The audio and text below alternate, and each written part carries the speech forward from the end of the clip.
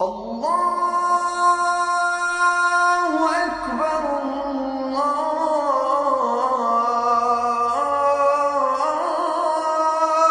أكبر أشهد أن لا إله إلا الله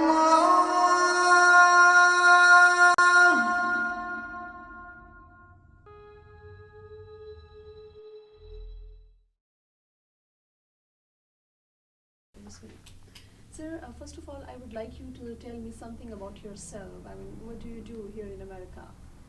Yeah, so my name is Ibrahim Aiyash, and I'm a community organizer. So I've done some work with nonprofit agencies. I've done some work within the school systems here, and I was supposed to go to medical school, but I've taken a kind of a different route, and now I'm pursuing a career in politics. Okay. Sir, we see Muslim in America, they're flourishing. How come?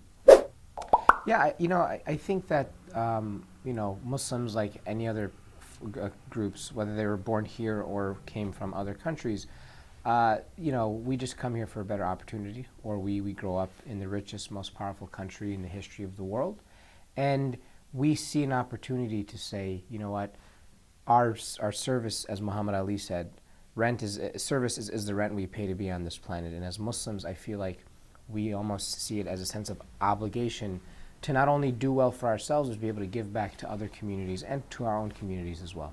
Okay. Sir, Muslims are contributing in America for centuries if we trace history. So either they are lawyers, they are judges, they are mayor, they are contributing a lot. So how you are contributing to America? Yeah, I can't talk about myself without talking about the many people that came before me.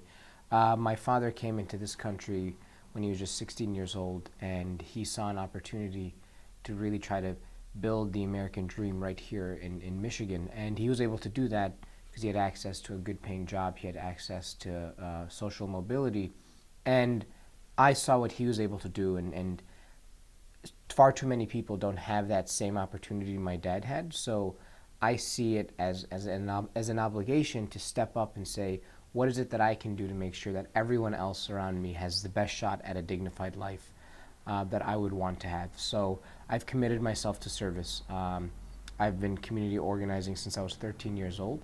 I would do many things like getting people registered to vote. I would let them understand the issues within our own community, and we would stand up to anything that would be against our community, like corporations that sought to pollute in our communities, or when people's rights were threatened or trying to be taken away. I've dedicated my life's work to make sure that people won't have to suffer from some of these injustices. Okay. So what is this American dream everybody is talking about? Yeah, so the American dream, the bedrock of this American project was you can come into this country, and if you work hard, if you are disciplined, if you believe in what you want to achieve without threatening other people's rights or taking away people's happiness, then you can absolutely achieve that. And today that seems a little bit more difficult, but we can still achieve that if we start fighting some of these structural inequalities and systemic injustices within our country today. So it is said that America is a land of free, but unless you are a Muslim, is it so? Some would like to believe no, and I believe in this idea, e pluribus unum, out of many one, that the profundity of that statement is there are many, right, that go back to this one, and I think we need to start celebrating the many. And truth be told, over the past 10 years even, Muslim Americans have suffered from a lot of prejudice, a lot of profiling, and it's unfortunate, but I've also seen many people embrace Muslims. Many people say, you are American too, you are a part of our community. Some of the first slaves in this country were absolutely Muslim, who came into this country without their own will, and they were forced into labor.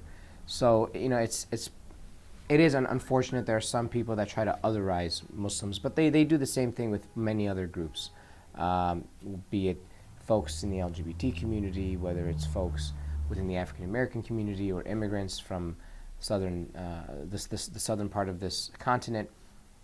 And the truth of the matter is, there are going to be people that are going to try to tell you you don't belong here, but there are also people that say, America is a more perfect union because of you, whether you're Muslim, whether you're Latino, whether you come from Poland or India, it doesn't matter.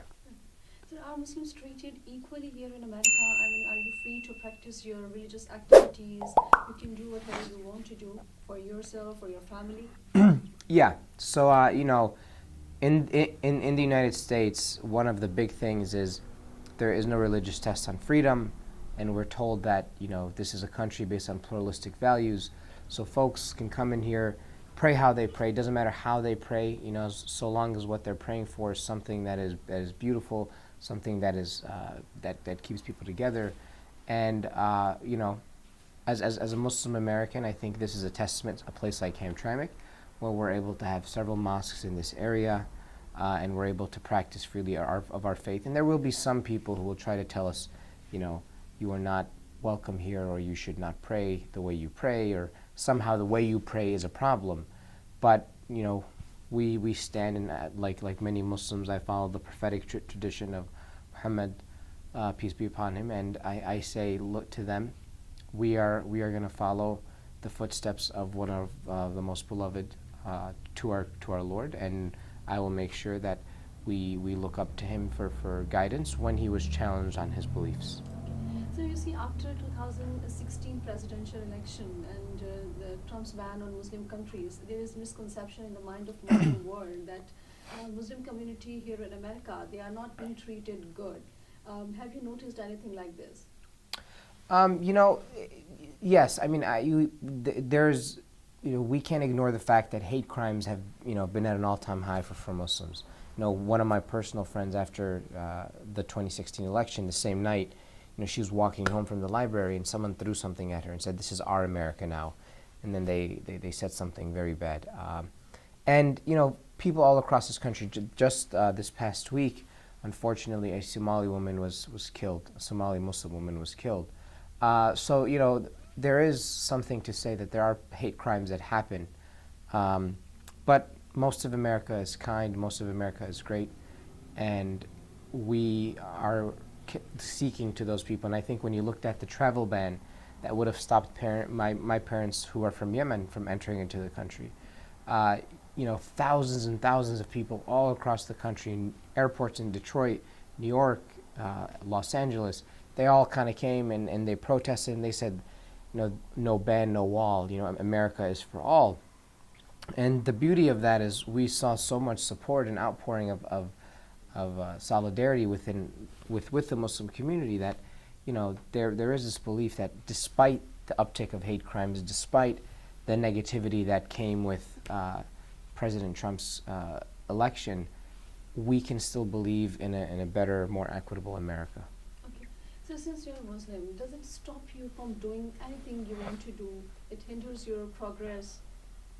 No. I mean, I'm proud of the fact to say that, my parents taught me to stand up and stand strong and tall for who I am, stand up for what I believe in, and to always support people around me. And I've had the opportunities living in this country to do many things. Now, that doesn't mean that other folks haven't faced systemic challenges because of how they look.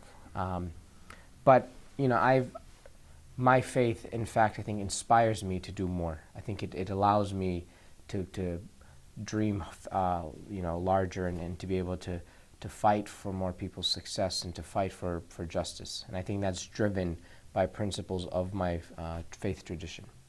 So what do you think Muslims should do to improve their perception in the eyes of in the eyes of Western world?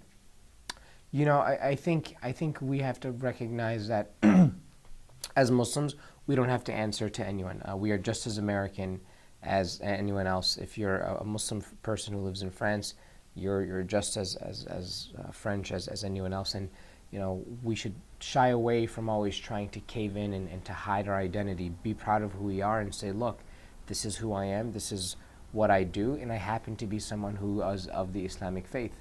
And we should be proud of that. We shouldn't try to pander to people. We shouldn't try to tell folks, well, I'm going to take this away from my religion because, this is something that, some folks might not like. But I think it's important to say, this is what I believe in, this is why I believe in it, and this is why I respect you despite your ability or inability to accept my faith tradition. So what would you like to say to youth? When you talk about youth, we don't focus on youth in America, youth in Yemen, youth in Somalia. We talk about Muslim youth in general. So what should be done to keep them away from activities like terrorism, like drugs, and so on? How can we keep them away? The one thing I would say is, if you understand why you believe what you believe, then, some of these things you'll understand, like terrorism is absolutely antithetical to Islam. There's nothing within our tradition that would promote or say this is something that we should do. And beyond that, I would say that if you follow your faith tradition, you understand that with that faith tradition comes an ethic principle or ethics principles that tell you, as a Muslim, I have to make sure that I love my neighbor like I love myself. I have to make sure that I want for my brother as I want for myself. And I have to make sure that everyone around me, regardless of how they pray, if they believe in God at all even, that I need to look to them and say, you are still my brother in humanity, and I will respect you for who you are, regardless if I agree with what you do. And then beyond that, it's okay to ask questions, right? It's the root of our faith's tradition. And if you look at the first verse, it says, read in the name of the Lord that created you. And I think that shows you that the basis of our faith is always to inquire, is always to seek knowledge. And it's important that when you seek knowledge, you do it with a strong intention to be able to say, look, I'm Muslim, and I want to know what my faith tradition says about X, Y, or Z. And beyond that, engage with people. There's nothing wrong as a young person to say, you know what, I don't know why this is the way it is. Let me go figure out by talking to people within my community. And I think if we're able to do that, then we can embrace people for their humanity, and we can avoid some of these other risings that lead to things like terrorism or, as you say, drug abuse. So have you ever thought that if you were to another country, some Muslim country, you could have done better? That's a tough question. I don't know. I think in the richest, most powerful country in the history of the world, I've had opportunities that I don't know if I would be able to have anywhere else. And I'm honored and glad to have lived in this country and be able to grow up in such a country that teaches me values of, opportunity, and teaches me values of liberty and community and caring for other folks. And I'm sure there are plenty of countries in this world that have that same ethos. But I'm so proud to be in someone who grew up in the United States of America, and I wouldn't want to live anywhere else. Okay. So anything in the end would you like to add on? No. I would say that as a Muslim, I'm absolutely a part of this American fabric, and nothing about my faith is resisting the American creed. If, in fact, I would say it amplifies it by showing that America is a land of many different faiths and many different beliefs. And even beyond that, I would say that as a Muslim American, I'm proud to be serving my country. I'm proud to be giving back to my communities, because not only is it the American thing to do, but it's also the Muslim thing to do. Thank you, sir. Asking about the adhan is so loud, and people don't object. And secondly, people are waiting about it.